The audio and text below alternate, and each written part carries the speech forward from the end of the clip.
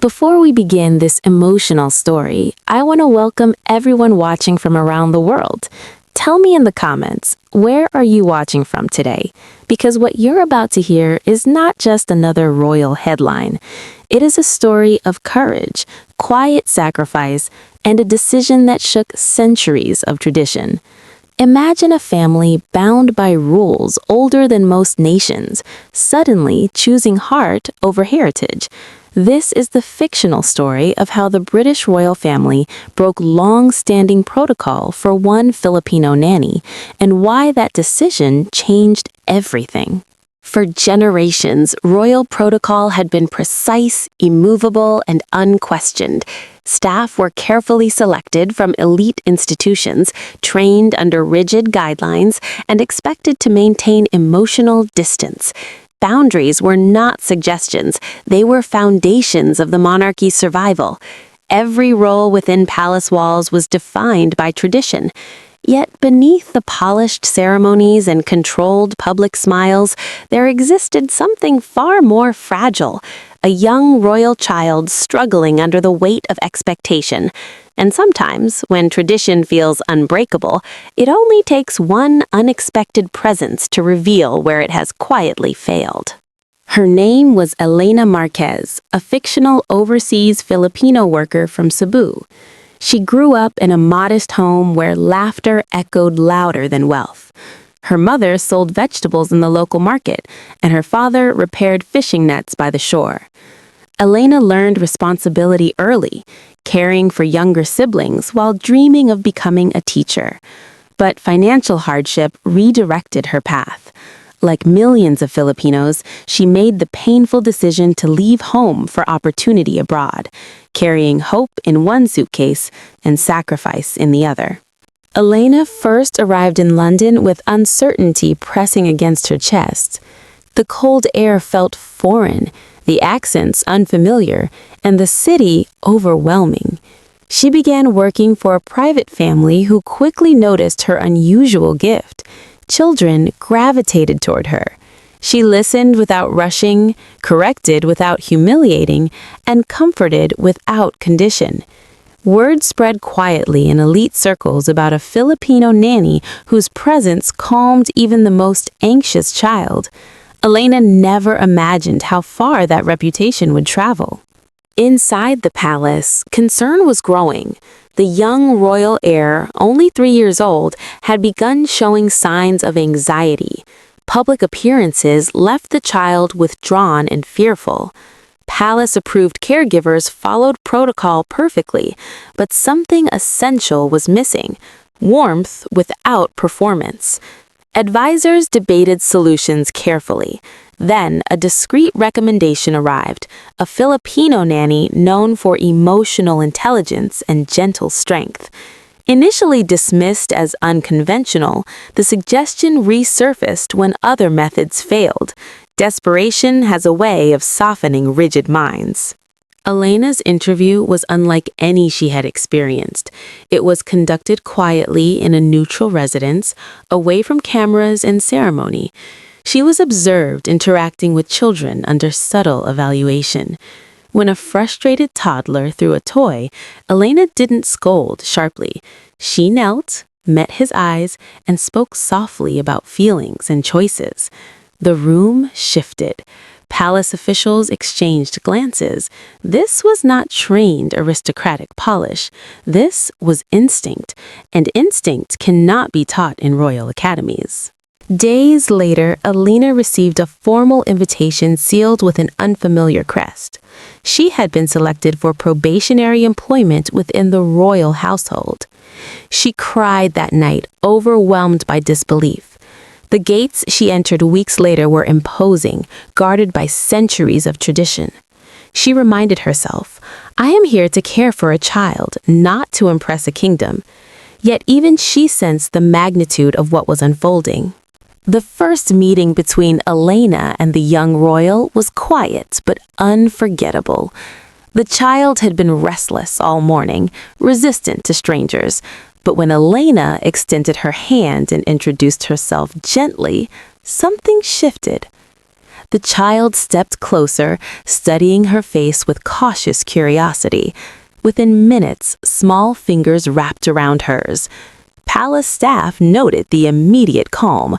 The royal parents watched in stunned silence as their child smiled freely for the first time in weeks. From that day forward, Elena approached her role with humility. She studied palace routines, memorized schedules, and respected protocol, but she also sang Filipino lullabies during restless nights. She told stories of resilience and kindness. She brought warmth where formality had once dominated. Slowly, the child's anxiety lessened. Public appearances became manageable. Sleep improved. Laughter returned to palace corridors. However, Elena's growing influence unsettled certain advisors. Royal protocol emphasized emotional boundaries between staff and family. A nanny was meant to guide, not bond deeply. Reports were drafted questioning her level of attachment. Was the child becoming too dependent? Was tradition being compromised? Meetings were held behind closed doors. Elena remained unaware that her quiet devotion had sparked institutional concern. The tension reached a peak during a high-profile public ceremony. Flashing cameras overwhelmed the young royal, who froze backstage in visible panic. Advisors urged swift action. The parents looked desperately toward Elena. She knelt, whispered calming words in Filipino about courage and steady hearts. The child inhaled slowly, steadied, and walked forward confidently. The crowd applauded, unaware of the private rescue that had just occurred. After that moment, the royal parents faced an impossible choice: follow centuries-old protocol demanding emotional distance, or protect their child's well-being. They chose their child. Quietly, they informed senior advisors that Elena would remain. Not only remain, but be granted expanded access, privileges rarely afforded to foreign staff. Shock rippled through palace administration. Some advisors warned that bending tradition could weaken the monarchy's image. Others argued that evolving leadership required evolving compassion. The debate grew intense. Yet the royal couple remained firm. They had witnessed transformation firsthand. Protocol, they concluded, existed to serve people, not the other way around. Elena was informed gently of the decision. She wept privately, not from pride but from gratitude. She had never sought influence. She had simply cared. Her expanded role allowed her to travel with the family and participate in developmental planning for the child. It was unprecedented, a Filipino nanny integrated beyond traditional boundaries. Public whispers began circulating. Media outlets speculated about a mysterious caregiver earning rare trust. Filipino communities worldwide felt pride, sensing one of their own was shaping history quietly. Elena, however, remained grounded. She still sent money home monthly and prayed nightly for strength and humility. Years passed, and the child flourished. Teachers described remarkable emotional intelligence and empathy. Advisors who once resisted began acknowledging results they could not deny. The royal family's parenting style softened, becoming more transparent and emotionally aware. Elena's influence extended beyond one child. It subtly reshaped the household culture. Yet, Elena carried homesickness within her. Late at night, she stared at photos of her parents aging across oceans. Sacrifice weighed heavily.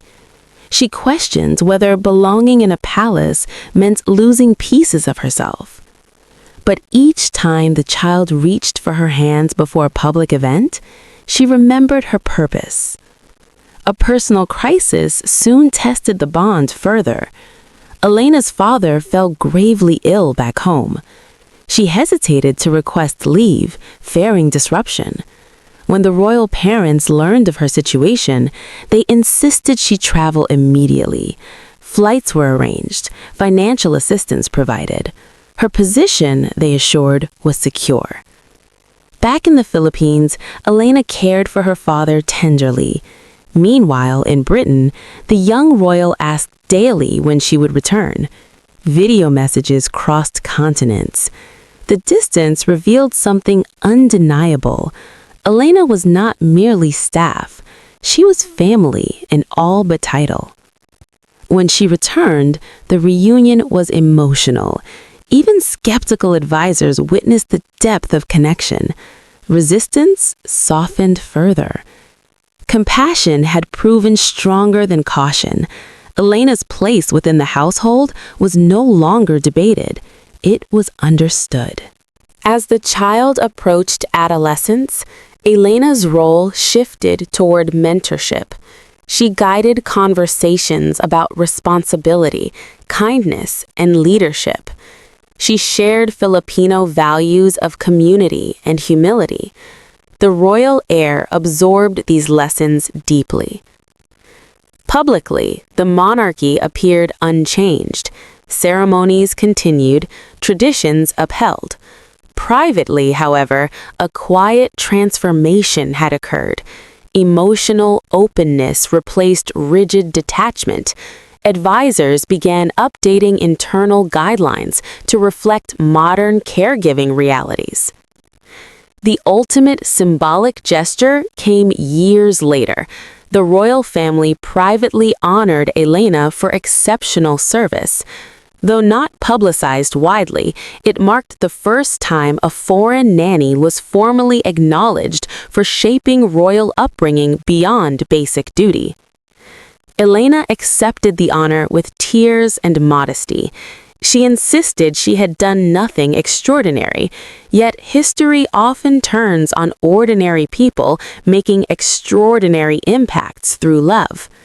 The child, now confident and compassionate, credited her as a steady presence in a loud world.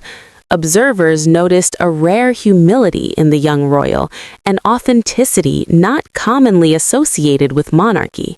Critics eventually quieted. Results spoke louder than tradition. The monarchy had not weakened, it had humanized itself, and that subtle shift resonated across generations watching closely. Elena's story traveled quietly through Filipino communities abroad. She became a symbol of the overseas worker whose sacrifice shapes futures beyond imagination. Inside palace walls, her presence remained steady. She never sought attention, only stability for the child she had come to love deeply. Looking back, the royal couple would later admit that breaking protocol had been their bravest decision, not because it defied tradition, but because it honored humanity. And so this fictional story reminds us that legacy is not preserved by rigid rules alone. It is strengthened by courage, empathy, and the willingness to evolve. A Filipino nanny entered the palace quietly, without ambition for history. Yet, by choosing compassion over conformity, the royal family reshaped its own narrative. Love, after all, is the only tradition that truly endures.